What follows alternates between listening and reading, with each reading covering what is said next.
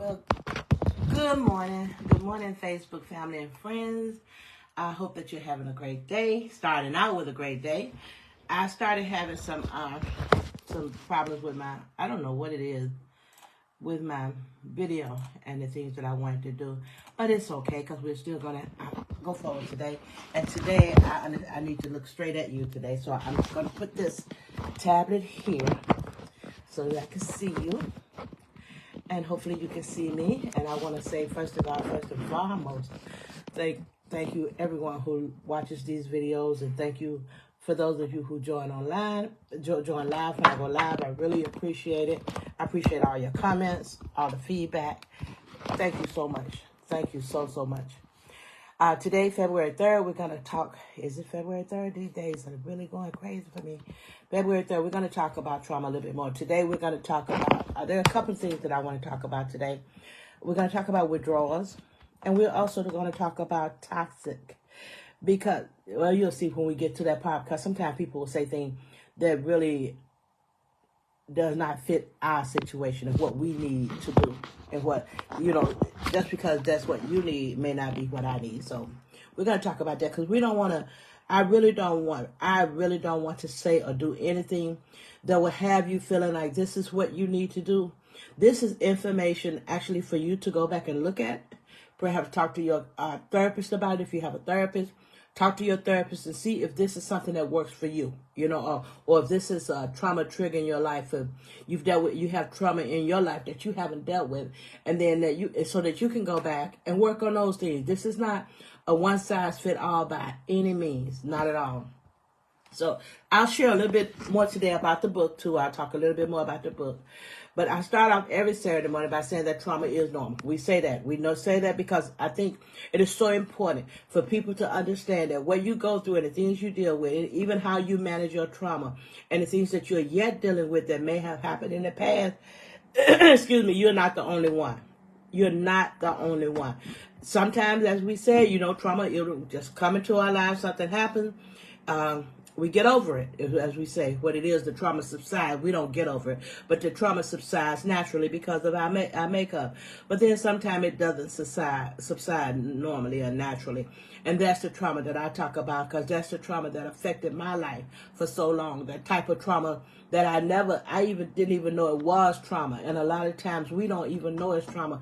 We give it other names. Sometimes that's just the way I am or whatever names that we give it. But it's actually trauma, and we don't even understand that it is trauma. When we talk about trauma, we're talking about the trauma that does not subside. And our trauma is activated by triggers, especially those the trauma that doesn't subside, and stressors. Okay. Well, our goal, as we said on last week, is for our nervous system to be or come back to, it may not always be at ventral vagal, which is our baseline, which is that zone in our life where we feel grounded, where we feel balanced, and where we feel that we are most calm. But that's the goal. The goal is when we're at ventral vagal, this is the stage where hey Leanne, good to see you. This is the stage of our life where we can manage things when it happens. So we have this trauma in our lives, and then when a trigger come up, when our nervous system is at ventral vagal, we know that, okay, that, as I said before, this happened before to me. Something similar to this happened before to me. But this is not that same situation. And the truth is, it may not have the same outcome as the other situation. So that's what we do want our nervous system to always be at its baseline, which is ventral vagal. Okay. Triggers, when we talk about trauma triggers, those triggers can be both physically and they can be emotionally. They can be physically, they can be like, you get really dizzy every time a trauma trigger come back up on your life. Something happened and you get these triggers that keep coming up and you feel nausea. You start to get chest pains or even tightness in your chest. One example, when I told you about when my uncle stuck me up, and I told you when I got home and I started hyperventilating, I couldn't breathe. That's a physical trigger of trauma. And it wasn't, like I say, I want to say, it's not that one incident. When Uncle Sonny stuck me up, the trigger, this was a trauma event itself, but going back to why do I seem to always be in these positions where people do things to me? And I start to feel like, what have I done to cause it? That's what trauma will do. When we understand trauma, it would be what happened to them or what happened to me that caused this to happen. When we don't understand it, so we're always trying to figure out, what did I do wrong? Not necessarily, you necessarily didn't do anything wrong, but it could be trauma in our lives. So when Uncle Sonny stuck me up, I started hyperventilating. I couldn't breathe. After I got to a place, I thank God for my nervous system not allowing me to just go into that type of attack when I was at his house, because I don't know what it could have led to. Another physical trigger of trauma can be flashbacks. And I think I wrote about this in the book as well. I was dating this man, and he was very abusive. We were in a really abusive relationship. He used to beat me really bad. Beat me. I don't know. Just beat me. If I did something he said, he beat me. If I didn't do what he said, he beat me. So he just beat me. And excuse me, I'm sorry. I still have this cough. I don't know why. I feel fine, but I still cough. Anyway, this guy would beat me all the time. And so one day, my brother he was a roofer, and he had got burned by some tar. And he was in the hospital. So I told the guy, he knew my brother, he knew my family, that my brother had got burned and he was in the hospital. And he told me to go to the hospital and see my brother, and that he was going to meet me at the hospital. So I go to the hospital, like he says, to meet my brother, to be there with my brother. And I'm waiting for him all day, and I'm waiting for him, and my boyfriend never shows up at the hospital. It's getting late. I'm calling. He's not answering my calls. So I'm thinking that if I go home, he's going to be upset. If I don't go home, he's still going to be upset. So I don't know what to do. I'm sitting there, in turmoil, thinking all this stuff, not knowing what to do. Finally, it started to get really late, and I know I had to go get my kids because they were with a sitter. I had 2 kids at the time. And I had to go get my kids because they were with a sitter. So I went home. But let me tell you what, when I got home, I started cooking. I started cleaning. I got the kids' bath and ready for bed. I rolled my hair. I was in a hurry. I was rushing to do these things. The reason I was rushing to do these things, because I was trying to prove to him that I was really home, and that I had, how long I said I had been home, that I could prove I had been home actually that long. So when he came in, of course, he was upset because I didn't wait for him at the hospital like he told me to. And when he came in, he hit me. He knocked me down on the floor. And I had rolled my hair. So when he grabbed me, he took a roller of my hair and he pulled the roller with the hair still in it out of my head. When he did that, just that itself is a traumatic event. But when it did that, it brought back flashbacks, which is another physical response to trauma. So not only was that happening to me right there, but I saw my dad beating my mom. That's what my dad used to do. So, okay, this is different because I said that he beat me all the time. So why wouldn't it be that him beating me at a different time bring back these flashbacks? That's the way trauma does. It's the triggers in the trauma that brings back the flashback. Anyway, the flashback for me was Daddy used to always beat my mom. He was rude. He was abusive. But that time, the flashback that I had was because my kids, the kids came out the room and they were crying and screaming, "Please don't hurt my mom. Please don't hurt my mom." And that was the flashback. The flashback was one day when I was in Mississippi and my dad was really abusive. We used to always have a house full of people in our house. So we had a lot of company at our house that time because Dad used to sell whiskey. He cut hair. I don't know, Saturday or Sunday morning seemed like because the kids were home. But anyway, he pushed my mom into this. We didn't have like a quote-unquote living room. It was a living room, I guess.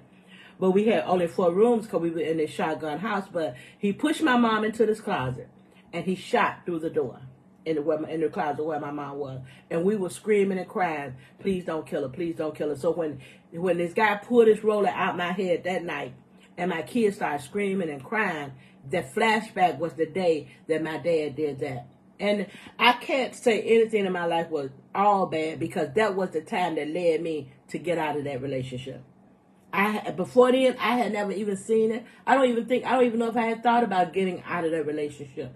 But the very next day, I made some decisions that I couldn't have my kid seeing what I had seen. So that was one of the flashbacks that I wanted to share that we can have in physical trauma triggers.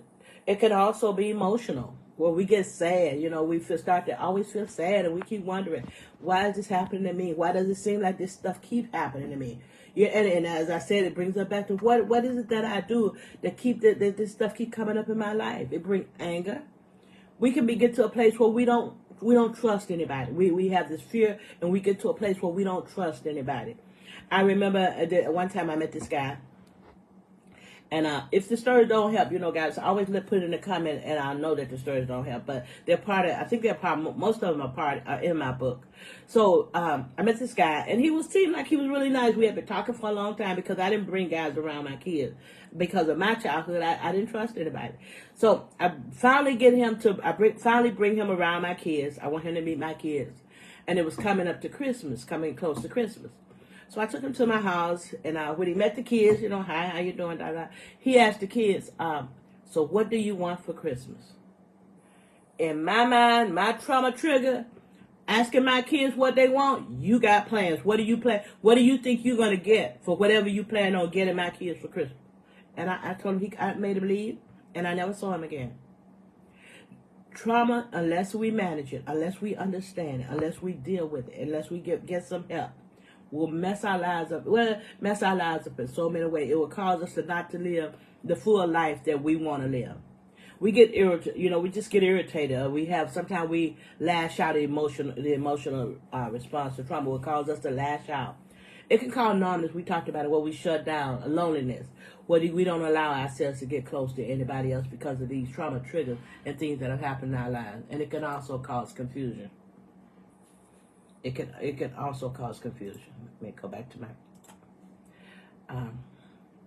We talked last week about understanding our window of tolerance. When we encounter a trigger, take time for our nervous system to go back to the baseline. We talked about that.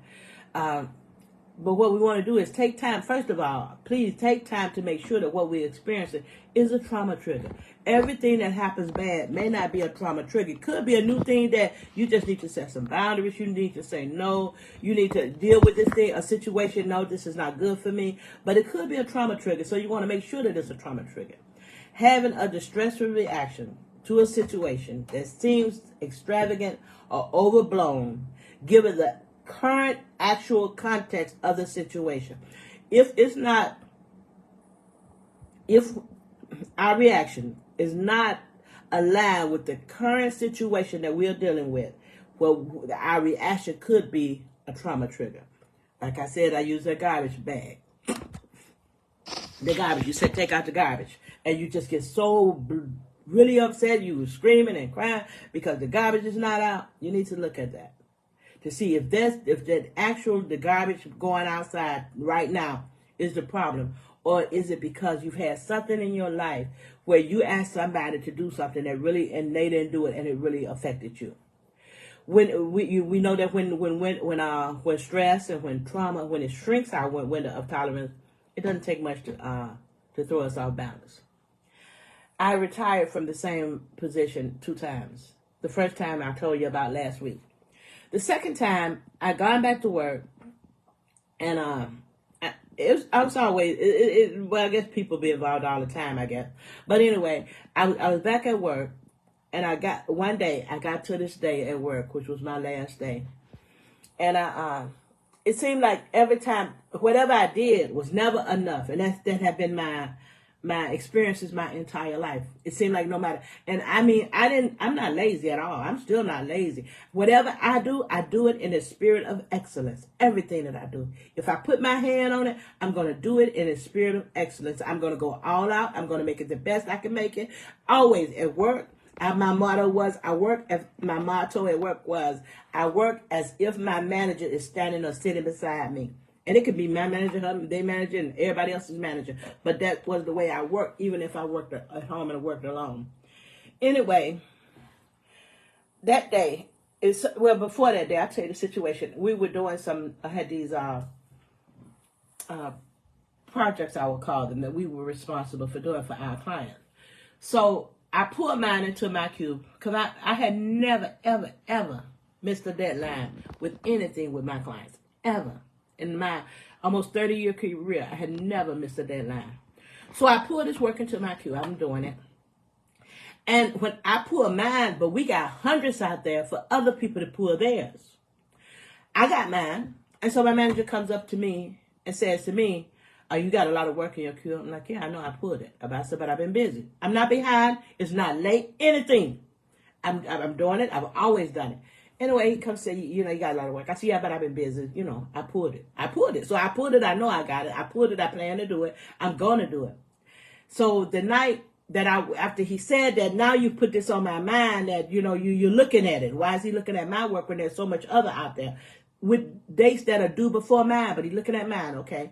So that night I was at home, working from home. So I came home and I went online and I did a lot of the work that I need to do, the pre-work. So the next day I was just going to go back online onto the system and put those in there, what I needed to put on the system, and they would be done. When I get ready to finish my work the next day, my work was all gone. Everything that I had pulled was all gone. And I'm looking for it, and I'm looking for it, and I'm trying to do my work, and it's not there.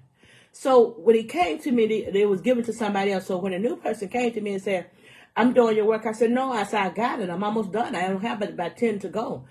And he said, "Well, your boss told me to do it." So I asked my boss, I said, "No, I got my work. You know, I've always had my work. I can finish it." "Well, you said you were busy." "You said you were busy."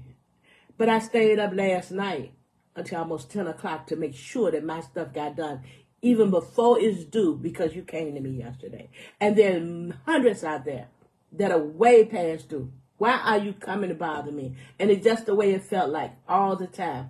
So that day, I called my girlfriend, a very young lady, and I just needed somebody to talk to, because it really had overwhelmed me to a point that I needed to do something. So I called this young lady and I asked her to talk to me, and she tried to calm me down and talk to me. Really nice young lady. She tried to calm me down and talk to me, and I listened to it. She, I think, prayed with me.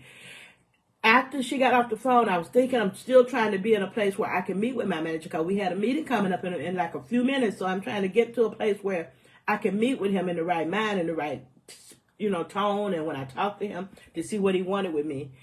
Anyway, right before the meeting, the closer it got to the meeting, the worse I got. So the closer it got, I couldn't do it. I couldn't meet with him. So I called Human Resources. And I started to explain to them what was going on. And I guess I was so out of it, so distraught. To the lady at HR told me, she said, "Go and log off your computer."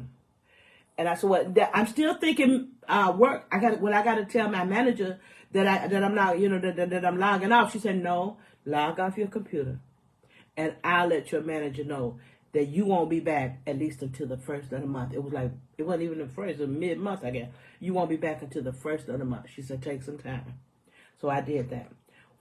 After I took that time off work, I went to counseling, because I was still going to counseling, but I went to my counselor, and I had just got a new one. So when I went, and this is my window of tolerance had gotten to this point. She wanted to know, I said, I can tell you how I feel, and then you can try, let's go from there. I said, "I feel like I have come to the end of a road. There's this road in my life that I'm traveling, and I have come to the end of the road. And at the end of the road, there's a steep drop-off, totally straight down. There's nowhere forward for me to go.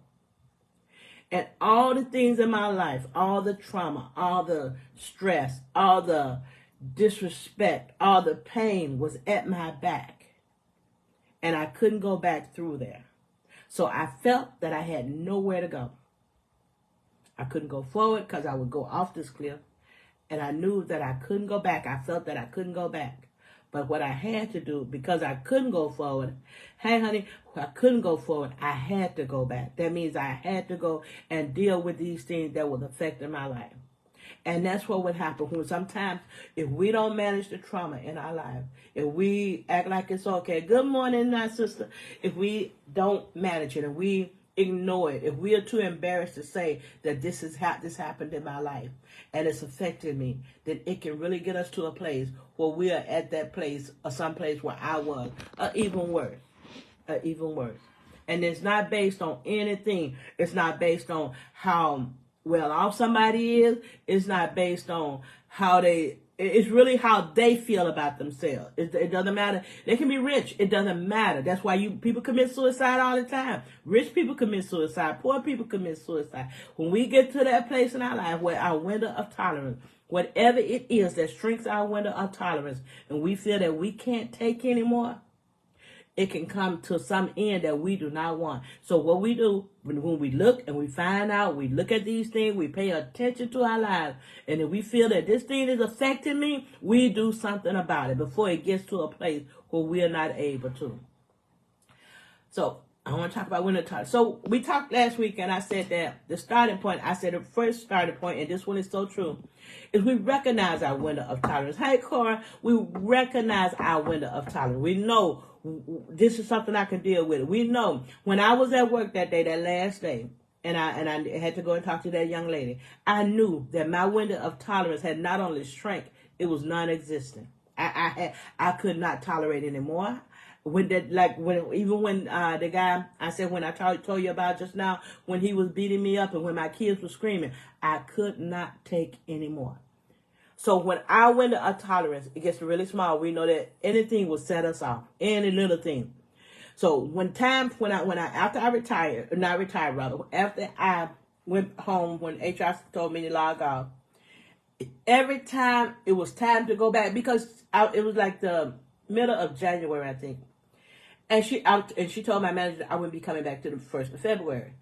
Every time it got close to time for me to go back to work, I got bad. I was worse. I started having flashbacks about what it was going to be like. And at one time, my manager even called. Well, I'm just calling as a friend. You're not my friend. You're not my friend. I know you're not my friend. I'm your employee. Tell me what you need. I always do it. But don't keep, aggravating me. Don't keep messing with me. Anyway, every time it's time to go back to work, I started having these flashbacks. I started having these anxiety attacks and stuff. So I kept putting it off. I kept putting it off until April. And by April, I had talked to myself enough that I could go back and quote unquote deal with it. But I hadn't dealt with it. I'm in therapy. I'm trying to work through it, but it still affected me. And one thing about our healing is not linear. It's not undeviating. You may feel okay today when you're trying to heal from trauma. You may feel okay right now, but that doesn't mean that you're healed. If I felt like I could try and go back. I wanted to go back. I love working. I just didn't like the stress. I didn't like the stuff I was encountering. So when time to go back, sorry about that. When time to go back, every time it's time to go back, I started having these flashbacks. So that day I just called in. I called not my boss. I called Human Resources. And I said, I still can't come back. And I said, and we have two choices. I could either extend my FMLA, because I just can't come, or let me be retired effective today. And that's what happened. I became retired effective today, April 1st, 2022. So healing is not linear. It's not undeviating. It doesn't mean that you're going to be, you don't have a certain time that you're going to be okay. I don't care how somebody expect. Well, that's been going on a long time. It's been a long time since your mama died. That's okay. I don't care if it's been 97,000 years since my mom died. Some days for me, I don't heal from that. I miss her. I love her. I just want to hear her voice. I have some videos, thank God. But now the videos don't even sound like her, but I still listen to them. Whatever I need, it's like I said, it's personal. Whatever I need and however long it takes for me to heal, I know that I'm healing. I know that I'm in a good place. I know that I'm learning. I know I'm paying attention. I know that I'm being real with myself on these things that are happening to me. So one thing that we talked about in this one, I kind of want to say, I want to apologize in a sense for this one. Is it this one? I think so. If not, when I get to it, I will definitely apologize. One thing I said that we could do, and this one is not it, is recognize our power of thought. Our thinking plays a really, really big role on how we feel and how we behave. Your thinking controls how you feel, and your feelings control how you behave. A lot of times we're not even aware of how we're thinking and how it's impacting our reactions and our emotions. So the more we understand and we recognize our thoughts, the more power we have to shift our moods and thoughts. Last week I told you sometimes when I'm concerned about my kids and I don't hear from them, and I call, I don't get an answer, I go to social media, I don't see them posted on social media, I have to take my mind someplace else. I like cartoons. I watch cartoons. I go find me a good cartoon like what's the guy name? Not Johnny Bravo, that was my boyfriend. But I had Johnny Quest. I go watch Johnny Quest. And Johnny Bravo was a cartoon too. But Johnny Quest, I go watch some Johnny Quest. Shift my thinking and my mind to something else. Get it off it where the kid, you haven't heard from her. So much happening out there. I know that. But I can't allow myself to get in that because it will mess me up. Our thoughts happen first, and they determine how we feel, and then our feeling how we react. So if we can change our thoughts, we can change how we feel, and we can change how we react. One thing we want to know, hi, Sister Antoinette. One thing that Francine, thank you for joining. One thing we want to do, we want to bring our thinking into the now. We want to bring it into the now. Sometimes our thinking messes us up because we allow those past things to be the focus of our thinking. Bring it into the now. There were a few good things that I learned in graduate school. One good thing that I learned, it was called sunk cost. Sunk cost is to make the best decision, make my decisions based on what's best for me today and going forward. Whatever happened in the past, we cannot change it. So when we make a decision, it should be based on what's best for me today and going forward. I had the best decision for me was to move. I was talking to one of my girlfriends, and multiple people, and they were saying things to me like, when we get a certain age, we got a house and we get a certain age, we don't want to go do all that stuff. Who said that? You can be, if you're 80 years old and you decide and a new car is what's best for you, then you get a new car. Who said that you have to be a certain age before you do things? If you're in a house and that was your parents' house, or your grandparents, whoever house, and that house is falling down, and you keep putting money into it, but you keeping it because it's your parents' house. If you can sell that house and go get you the kids are grown now, go get you a place just for you. You may be able to pay out that. You may be able to pay out the house, and you also may be able to go pay for your new place and live in a good place, the place you really want to be. Don't let sunk cost, the things that you did that happened in the past, affect you today or going forward. Hi, Monella. Thanks for joining. One thing we want to do when we start to recognize the power of our thoughts, when our thoughts come up, we start to question ourselves. We want to be realistic. Is this really happening? Okay, it looks like this is happening. What's going to happen? What's most likely to happen? What's going to happen?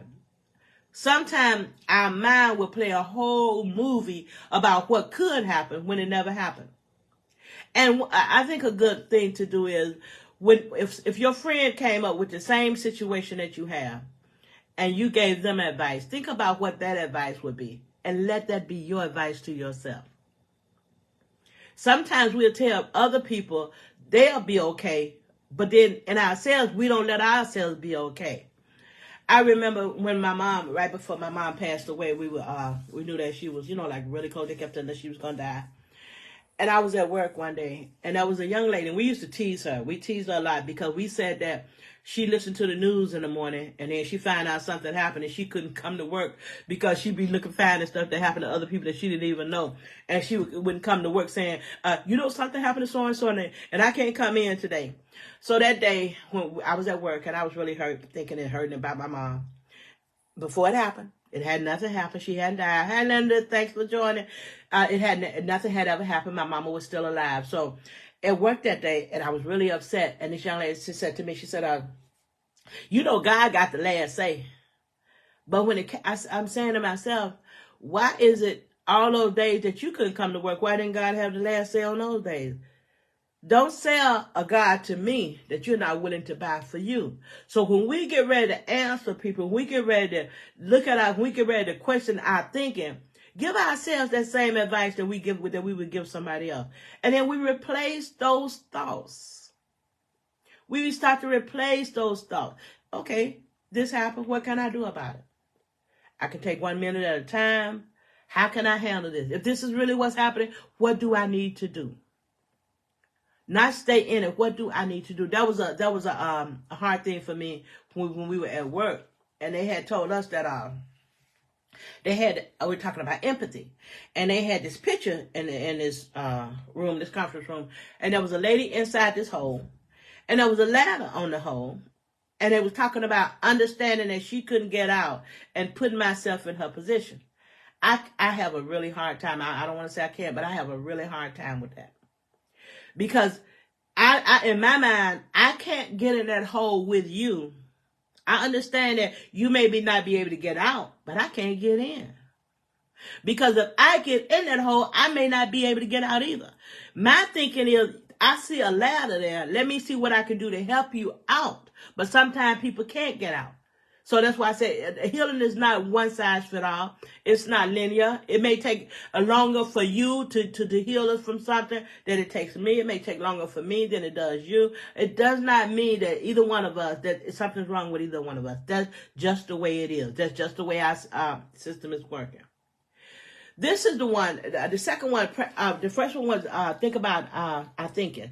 The next one was practice gratitude. This is the one I want to apologize before. And I'm going to say this part first. And this part is true. Oprah Winfrey said, if we look at what we have, we'll have more. But if we look at what we don't have, we'll never have enough. And that can be true in a sense. And then there was a National Institute of Health that said gratitude contributes to happiness and optimism. And that's true. It's associated with satisfaction in relationship and in life. So when we can practice gratitude, highly grateful people tend to appreciate everyday events and cope effectively with trauma events. When we're grateful for the things in our lives, and we remind ourselves about the good things in our lives, I'm a big on tracking and writing down. When we write down, if we sit there and think that, man, I asked God for this, it doesn't seem like he answers my prayer, write down all the prayers he already answered. And then when you look at them, compare them to them prayers that you're sitting there waiting for. Look at it. Think about when you start to worry about COVID, like I did when I went bought all that grocery stuff during COVID. I bought all that stuff and it expired. We started to go and spend all that money hello man, nice to see you. When we start to doing things like that, we practice gratitude. It's not always, this is the part, it is not always possible to practice gratitude. So we practice gratitude when we can. We can't practice gratitude when we can't find anything to be grateful for. Simple. This is called toxic gratitude. It's when we minimize somebody's emotion by asking that person to be grateful. That's why everything that we do and everything that we try and learn, it should be on an individual. This is for me. I can practice gratitude today, but I didn't find anything to be grateful for that day my mom died. And I don't want people coming to tell me that I need to be happy when my mom died, because I'm not. And it forces people to try and breeze past the pain and search for a silver lining, whether one exists or not. At funerals, they do that a lot. When it's not their family member, a lot of time they want to tell you it's a homegoing. Well, let it be a homegoing when it's your loved one. I think it's a wonderful thing to love somebody enough to cry when they're gone. You don't cry because you most of the time you don't think that all is lost. Sometimes because I know I can't sit on my mom's lap anymore. I can't drink coffee out of her cup anymore. It's so many things that I miss about her. There is nothing wrong with admitting when we're hurt. There's nothing wrong with not being okay. Toxic gratitude makes people feel that it's not okay to not be okay. When something is not okay, you need room for it not to be okay. We can admit, this is not okay with me. I was at different places. I was at home with my parents trying to make things okay that were not okay. I was at work trying to make things that were okay that was not okay. I went through life with different relationships, trying to make things okay when they were not okay. If it's not okay, it's not okay. And saying no to adults, we got to understand that there's nothing wrong, again, with saying no. We don't have to make up excuses. We don't have to say when they come to try to borrow that $100, we don't have to say, I don't have it. If you do, we can say, no, I can't lend. I can't lend it to you. Can't let you have it today. But don't speak. The reason we don't say no, we don't have it, because we don't speak that in our lives when we do have it. Because we are more than conquerors. We got everything we need. So we don't want to say I don't have it. But we'll say, no, I can't let you have it. That's it. And they're adults. They can handle it. They can figure out, just like they figured out where you are, they can figure out where the next person is to go and ask. One size does not fit all when we're talking about our trauma, and we're talking about trauma healing. When the event has passed, trauma triggers still remain. This trauma trigger may come today where I just, somebody can say hi and I just start crying, and it ain't got nothing to do with them, but the trauma of my mama leaving, the trauma of life itself, the trauma of being at that place when I felt like I had nowhere to go, that trauma can come at any time. We can easily be re-triggered to feel the danger has returned by things that look, sound, smell, or even feel like what we experienced at the time of that trauma. As a result, many trauma survivors like me feel on edge all the time. We're kind of like managing this, looking at this. So you get to a place where you're just not totally at that level, at your base level in your nervous system. It's always like a little bit right there. So you're trying to manage everything. You don't want anything to go wrong. A feeling that's terrible danger is at hand. Something going to happen. I woke up this morning, I didn't feel right. It feel like something bad happened. My daughter at work, doing her job, doing fine. The baby at school. And I'm looking, what time is it? I stay at home sometime because she may need me to pick up Leah. You know, traffic could be bad. Playing all these things in my head that are not even going on.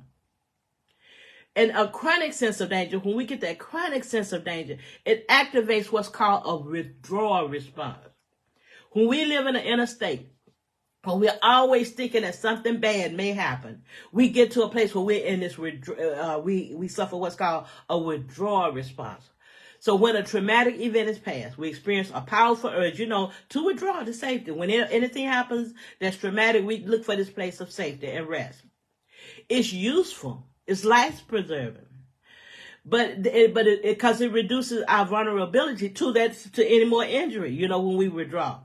It causes us to seek safety, to rest and recuperate, which is good. But in withdrawal, we remove ourselves from actively engaging with life and with other people. That's one thing we do. And we cycle through these intense emotions that are typical. They're really typical, such as shock. We go through these different emotions: fear, anger, denial. However, at some point, this life-preserving response can turn into a cycle of misery and lead to more complex emotions such as shame and guilt.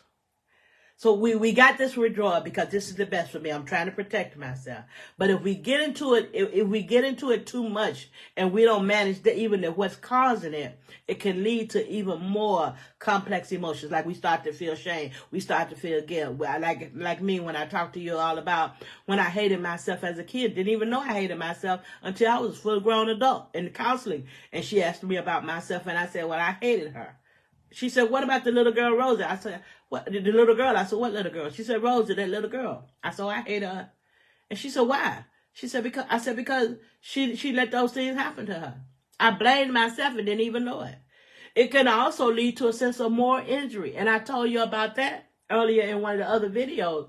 And they are available on YouTube. They are called Saturday Mornings with Dr. Mama Rosie, or Dr. Mama Rosie Thompson. When it can lead you to a place where you have a moral injury. So I told you about my father sexually abusing me as a kid. And I told you about the last time when he did it, that my body responded to it. And I hated myself even the more because I knew, how can I respond to something that I hate? How can I? Because in my mind, it was like, you're acting like it's okay. You said you didn't want it, but yes, you do. And I couldn't, those two trying to understand that was really hard for me.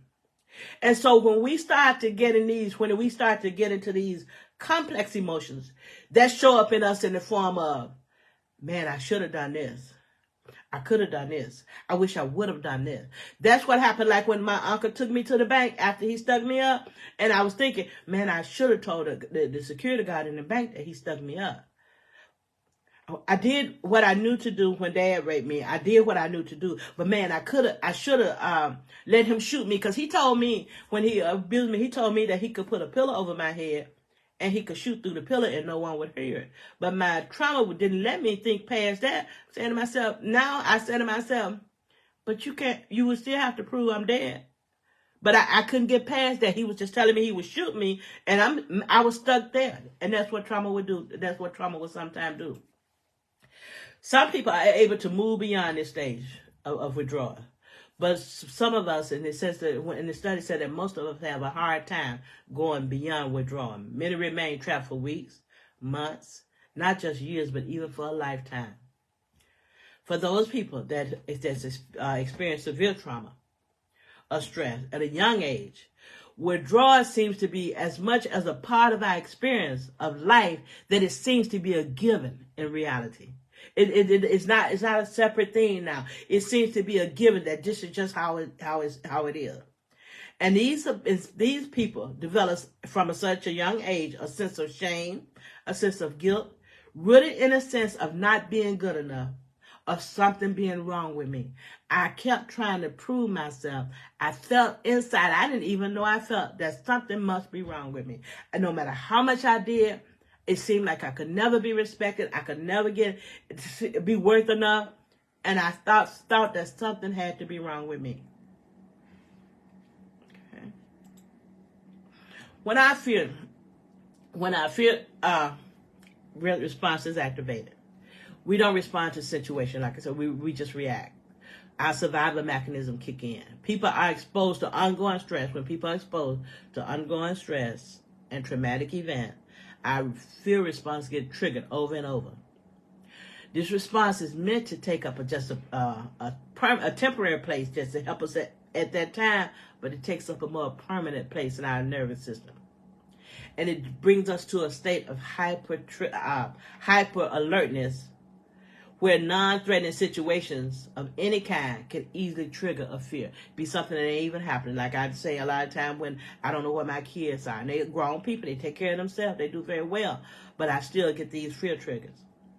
Life becomes very hard for some of us. And it becomes very hard for our nervous system to get us back to the baseline, which is the ventral vagal. So it gets very hard for us to bring ourselves back to that place. We talked quite a bit today about a lot of stuff. But just to recap, we want our nervous system to always be at a baseline or to be able to bring it back. So we don't want to say always, because sometimes it may not be at that baseline. It may not be where you can see something and get a trigger and manage that trigger, where you look and say, this is a different situation. I'm in the now. This is not all the guys who've done me wrong. This is not all the girls who've done me wrong. This is this one relationship. Bring it to the now.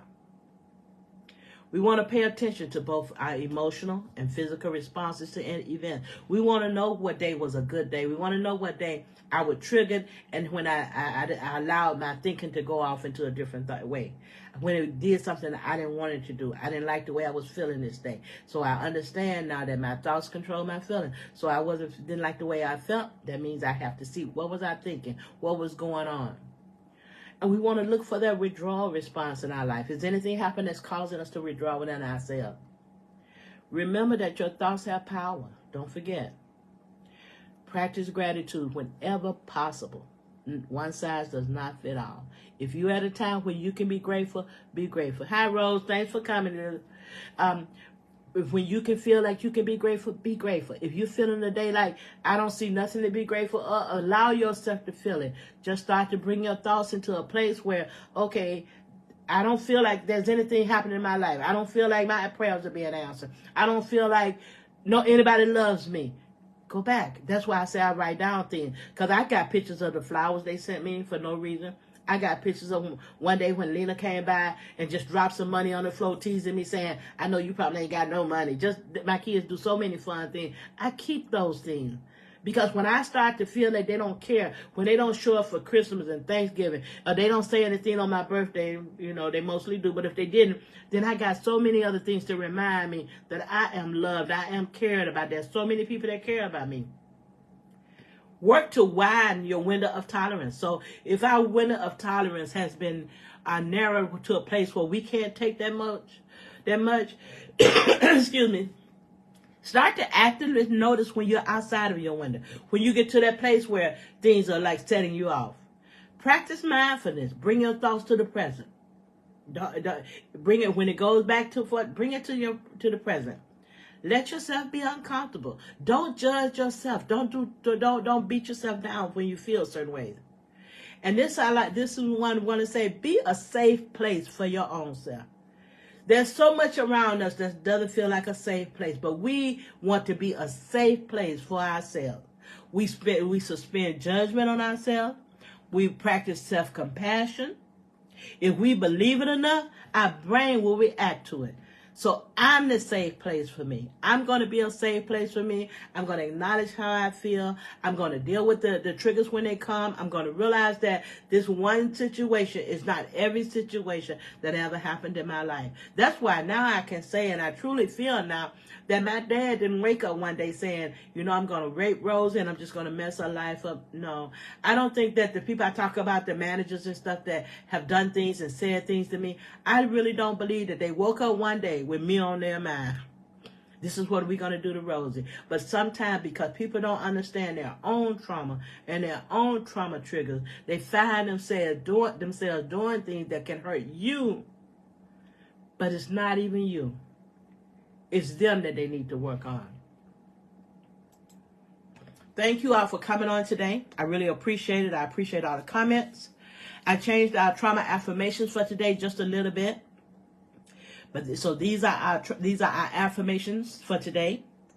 The first one say, my life is divinely guided. We kept that one. I am not defined by the trauma that I have experienced. We're way more. I went to a graduation at the prison at I think of Stateville. I went to a graduation, and this young man at the graduation he's an inmate at prison, but he was graduating with his master's degree, and he said, if we are the poison of the community, then you need us for the antidote. We are not the sum total of everything of what we've done wrong, and none of us are. So we are not defined by the trauma that we have experienced. We don't need, you and I, we do not need permission to be allowed to exist. We have a right to acknowledge our feelings without even justifying them. I don't feel it. I don't have to justify it to anybody. This is how I feel. I accept myself completely. Today, I choose me. I am only responsible for the me in any relationship. And lastly, I am a safe place for myself. I really, really appreciate you all coming in. I thank you for your comments. If any other comments, please put them in the comment section. I will be back on Saturday morning at 8 a.m. And these videos are also available on YouTube. They will be. I don't know how to stream dual, but they will be today. But they are on YouTube under Saturday Mornings with Dr. Mama Rosie Thompson. Thank you so much for joining. You all have a really, really great day. I'll see you next Saturday. Goodbye.